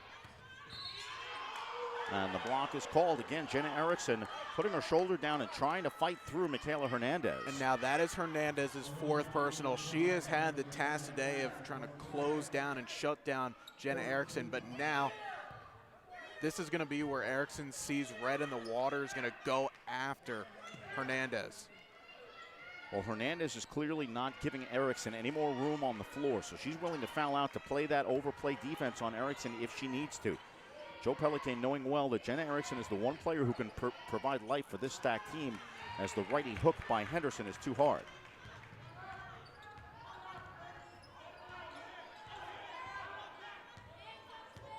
Aaliyah McDonald hands out on the dribble. Kicks outside for Grady. Grady stutter steps for McDonald. Fall away from 12, short. Henderson with the rebound between a pair of Lions. Erickson running the floor, has numbers. Kicks to the corner for Burton. Stutter steps baseline. Her shot stuffed by Thompson. And a big awe comes up from the crowd as the whistle is blown. Yeah, they're going to get a foul against Thompson down low, but credit Burton doing the work on both ends. She was able to stand up on that last defensive possession, get the stoppage, and then on the other way earns a trip to the line. Just a shade of the body as Burton soared past. And we have a timeout on the floor with 4 minutes, 57 seconds to play in the 4th quarter. We're in Bridgeport, Connecticut with the score. Molloy College 57, St. Thomas Aquinas 44. You're watching the East Coast Conference Women's Basketball Tournament. Hi, I'm Drew Bogner, president of Molloy College, and I'm here to share with you some really exciting news. Molloy College was recently named the #1 Value All-Star in the United States by Money Magazine. That's right, #1 in the country. We are proud that Money Magazine has recognized what we've always known at Molloy College. We invest in student success, and we challenge them to succeed. Molloy students are committed to a value system that stresses a strong work ethic, resiliency, professionalism, and leadership. It's why they graduate and why they get hired. We invite you to visit Molloy and see for yourself why you belong here.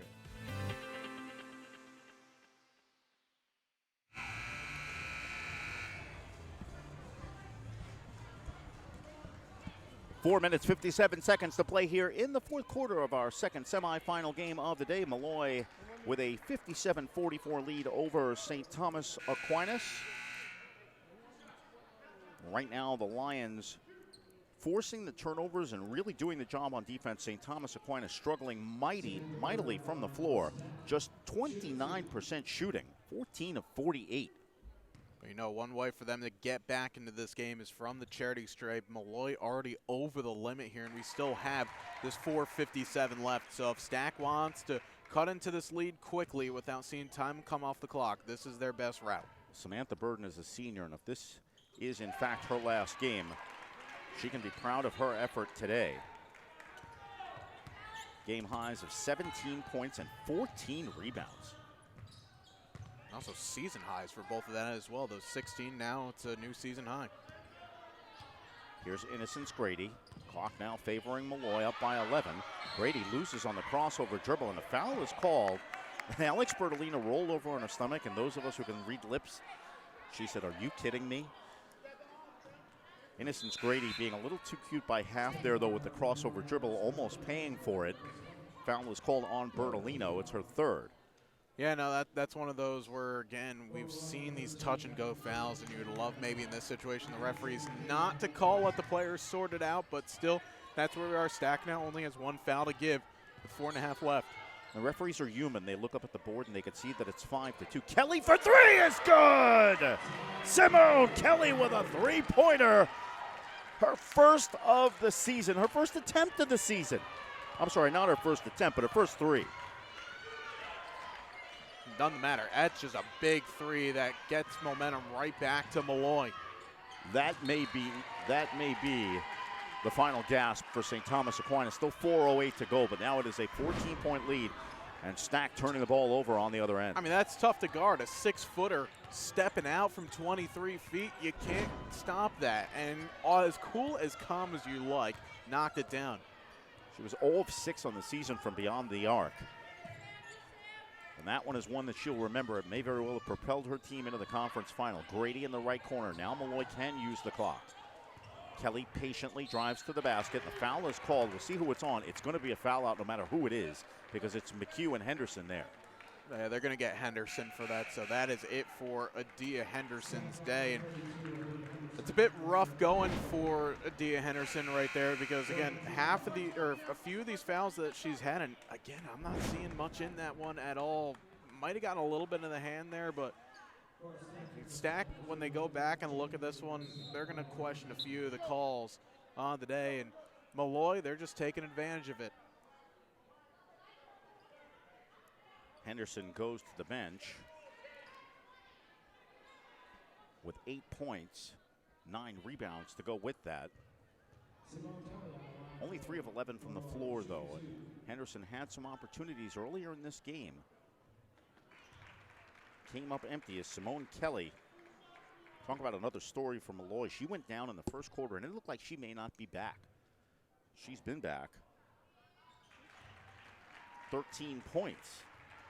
That's an impressive way to come back. I mean, she was on the bike for the majority of the first half when she was not playing, just trying to keep the blood flowing through the leg, and whatever's worked, it's worked for her today.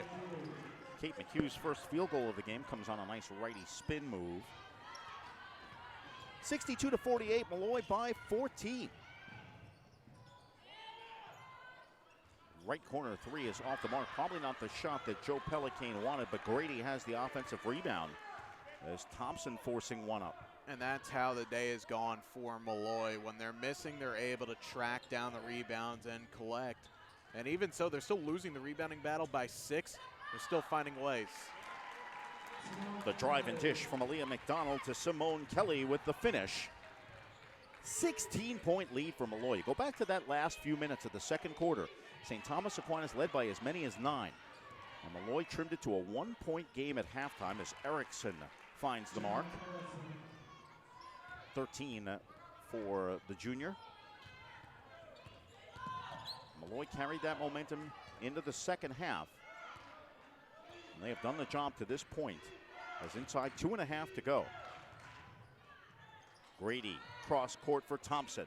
Thompson misses the 3. McDonald with the offensive rebound, loses it on the baseline, but Erickson was standing out of bounds when she touched the ball. I mean, some of these looks that are not falling from Molloy right now, they are wide open, uncontested looks here. And on another day, those go, but I don't think Molloy, they're not going to be too unhappy about it because they still have a 14-point lead with 2+ left. Yeah, and they've pretty much taken the starch out of St. Thomas Aquinas with 2:18 to go. We're going to step aside, take our final time out of this game with the score Molloy 64, St. Thomas Aquinas 50. You're watching the East Coast Conference Women's Basketball Tournament. If I lose, I'll respond with respect. If I win, I'll back it up with humility. If I fail, I'll rise up with honor. It's tough for us to put it all on the line. Don't undo my hard work with poor sportsmanship. Respect. It's the name of the game.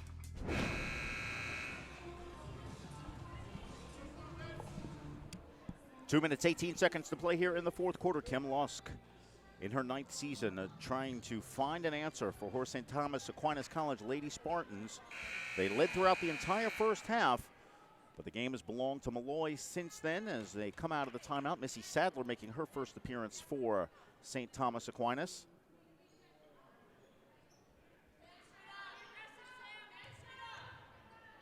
Molloy inbounding with 28 on the shot clock. So we'll see if Stack decides to give fouls early. It'll be shooting from here out. Burden, in fact, does give the foul on Aaliyah McDonald. It's not the worst player right there. As again, Molloy last place in the ECC in free throw shooting as a team. So make them earn it from the line and close it out. McDonald 3 of 6 on the day.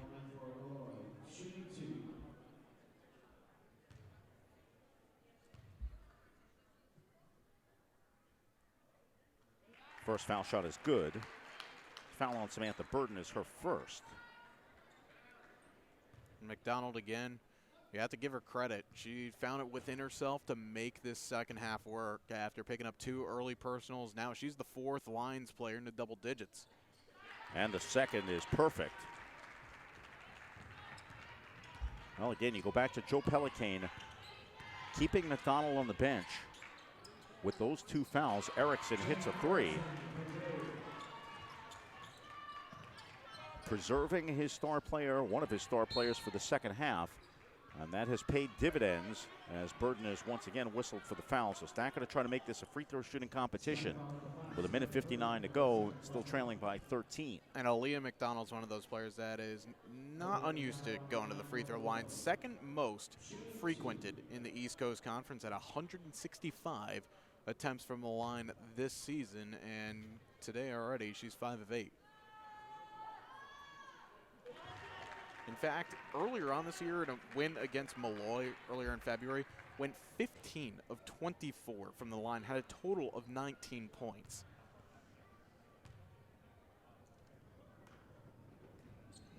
And right now, that form is nothing short of perfect as she has hit her last 4 in a row.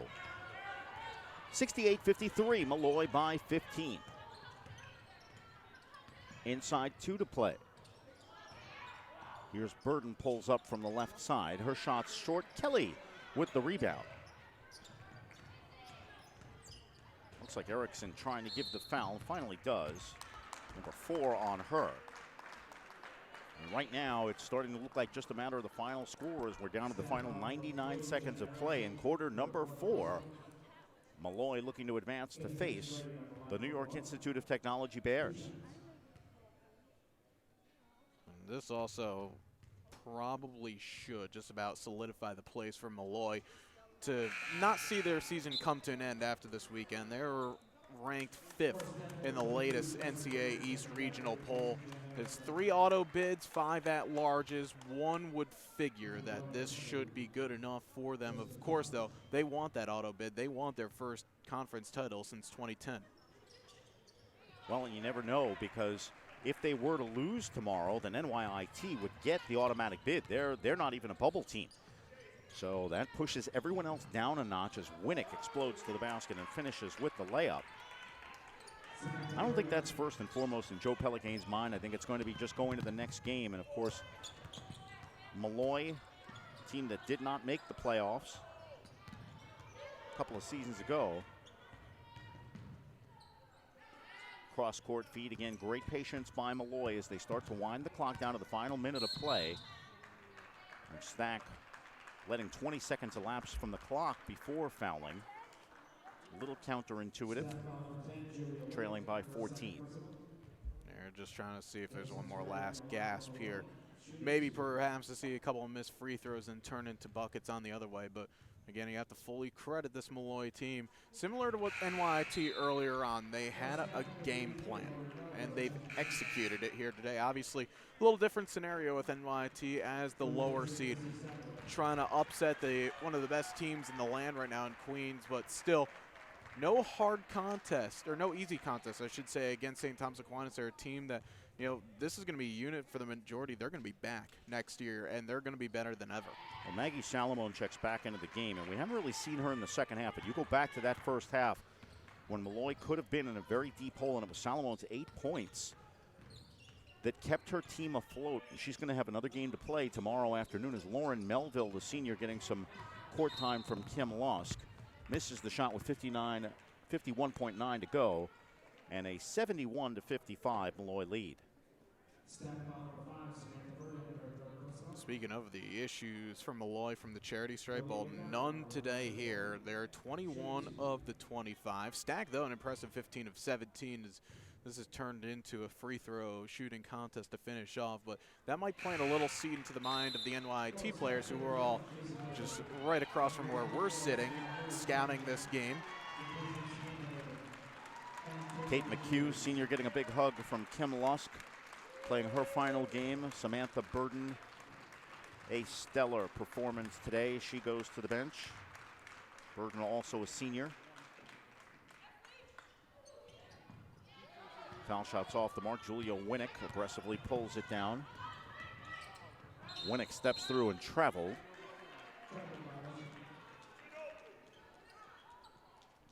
Probably also close to a season high for Stack, 20th turnover of the ball game. Yeah, and 72 points allowed, well over the average. Kim Lusk's team is used to yielding. And again, much of that performance, 41 points in the second half for Molloy, when the Lions turn this thing around. We're going to have to do something with one more possession. There'll be an extra 14 seconds left when the shot clock expires. Salamone fires a deep three. Why not? Maggie Salamone with an exclamation point.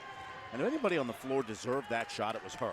Absolutely. She came in, had to play a lot of big minutes at the end of the first half, knocked down a couple of threes, and now she's the 5th Molloy player into double digits. Shot clock is off as that pass is tipped, and that's going to just about do it. 5 seconds to go, and that's the ball game.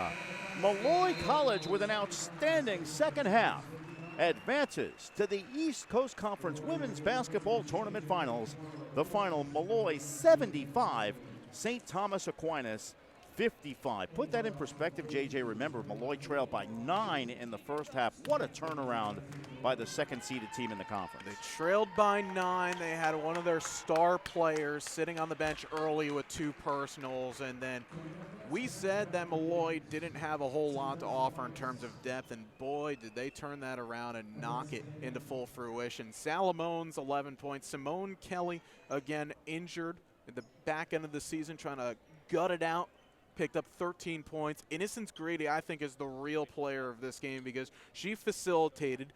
She was able to pick up some key rebounds and finished as well. And then McDonald got going in the second half, and that was how Molloy got to the end game, and now they're going to take on their rival from the island in just about 20 hours or so. And as you said earlier, they had the talent, they had the game plan, and in the end, the execution was a little late arriving, but it did eventually get here. When it did, it came with a vengeance, and that propels Molloy to a 21-8 record overall. St. Thomas Aquinas' season ends at 19-11.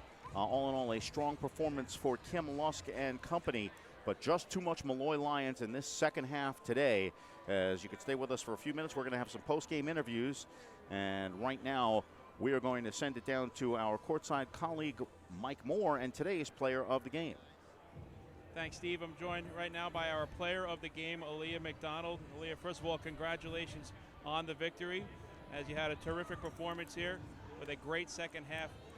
You were down by 1 point at halftime. So what was the message coming out of the locker room from Coach Pelikane in that third quarter? It was a quarter that you really dominated, outscoring St. Thomas Aquinas 19-8, and it completely turned the game around. Well, he said that we had a terrible first half. We couldn't have played any worse, and we were only down by 1. So at that point, we knew we still had a lot of confidence. We came out, we ran a play to get some on the ball, because she had to get it going, to help us get it going. His key was to get the ball inside, to get out, to get open shots for Kamala, for Kat, for Michaela, for Innie, and we just executed. You had another terrific performance. In 23 minutes played, you had 14 points, 8 for 12 from the free throw line, and you also really did a terrific job, 5 rebounds and 3 assists. So a very good balanced attack on your part. How does it feel to now advance to the championship game tomorrow? You're 1 victory away from winning the East Coast Conference title. This is what we came in the whole year thinking we gotta like surprise everybody. Everybody had us ranked 7th for preseason poll. That was just motivation. Coach P was the only person that had confidence in us the whole entire year. So honestly, this win was for Coach P. It wasn't for us, it was for Coach P. We feel like he deserves it. He put all his confidence, his work into our team. He stays up all night long, watching film, watching us play, so he deserves to win more than us. What's it like playing for Coach Pelikane? He's in his 2nd season, but also 2nd stint at Molloy College. So, you know, he bleeds basketball, and now Molloy College is, you know, his #1 team. So what's it like just to have such a wonderful mentor in Coach Pelikane? Coach P, he's like our heart and soul of the team. He believes in us, and he gives us that extra push in the back, that extra effort that we need to work out harder on the court and work for each other. Not for like individually, but as a team, and for each other as a team and for him. Well, Aaliyah, congratulations on the victory. Best of luck. Get some rest. We'll see you tomorrow on Championship Sunday. Thank you. Have a good one. Thank you. That's Aaliyah McDonald, the player of the game, and now we bring in head coach Joe Pelikane. Coach, congratulations on the victory. I was talking to Aaliyah about the turnaround in the second half. You're a head coach that prides himself on defense for his players. You held St. Thomas Aquinas to just 8 points in the third quarter, 23 points in total in the second half. What was the message coming out of the locker room? The message, first and foremost, was we wouldn't have a shot if it wasn't for Maggie and Maya in the first half giving us a lift. And that's what a team's about. When you could look up and down the line and say, your turn, and they believe in each other. But for us to be successful in any given night, you hit the nail on the head. We must defend. We're not a juggernaut. We're not Gino. We're not UConn. We have to defend. You had a very balanced attack once again, 5 players in double figures. That's what makes it so difficult to try to defend your team. So how important is it to get that balance each and every game, and especially this afternoon? I told them to Google Will Chamberlain. They have no clue who Will Chamberlain is. I said, here's a guy who averaged 50 points a game. His team did not win the championship. I said, trust each other, believe in each other. Let us stop turning the basketball over. Let's be a team. Make sure at the end of the day, whatever happens, the scoreboard doesn't define who you are, who we are. Your resume speaks for itself. You had so much success at Dowling College. Now you come here in your 2nd season at Molloy College, but your 2nd stint as head coach. And now you advance to Championship Sunday. What is that feeling like, not only for you, but for the players and the institution as well? Well, for me personally, it shows how lucky I've been, and now I get a chance to coach and half-heartedly against one of my former players, Ken Parham, who's a great coach in his own right. But it doesn't matter what your resume is what is today about? What are you going to do today, each and every day, as a group? Not with Joe Pelikane, what Molloy's going to do. The rubber game against NYIT will be tomorrow in the championship. They won on your home floor. You were victorious in Old Westbury. So now it comes down to one more game here at Harvey Hubbell Gymnasium for the trophy. How does it feel to be ready for tomorrow? The league is wonderful. The league is so healthy, especially on the women's side. As you know by the competitive scores all year long, there are multiple teams deserving of going to the NCAA tournament. And I hope regardless of tomorrow's outcome that 3 at least go from this league. This league has been sensational. Coach, thanks so much. Congratulations, and we'll see you tomorrow. Always a class act, Joe Pelican, the head coach of the Molloy College Lions. He advances to Championship Sunday to take on his protege in Kenny Parment and YRT. Steve, JJ, back to you. And thank you very much, Mike. Again, Steve Balson here courtside. JJ Duke stepped aside, but want to thank everyone for tuning in and you know, just finish with a note that Joe Pelican is a conference original, and he's very quick, as always, to be humble and pass along the credit. But this is a gentleman. I thought it was great to see Aaliyah McDonald's interview and the passion that she has and the passion that all the players have for the coach. And as was said recently, that doesn't follow him around. He leads it. And Joe Pelican, congratulations to you and your team. Good luck tomorrow, as well as to Ken Parham and the NYIT Bears. That's going to be our championship final, and that'll be tomorrow at 12 noon. We'll have all the action for you from tip-off to buzzer. Until next time, we're going to step aside now. We're going to have our men's game coming up for you starting at 5 o'clock. That's going to be number 1, St. Thomas Aquinas College against number 4, Damon. And that's our first men's semifinal. Again, the final score of today's women's game, Molloy 75, St. Thomas Aquinas 55. Until next time, this is Steve Balson thanking you again for joining us and saying so long from Bridgeport, Connecticut.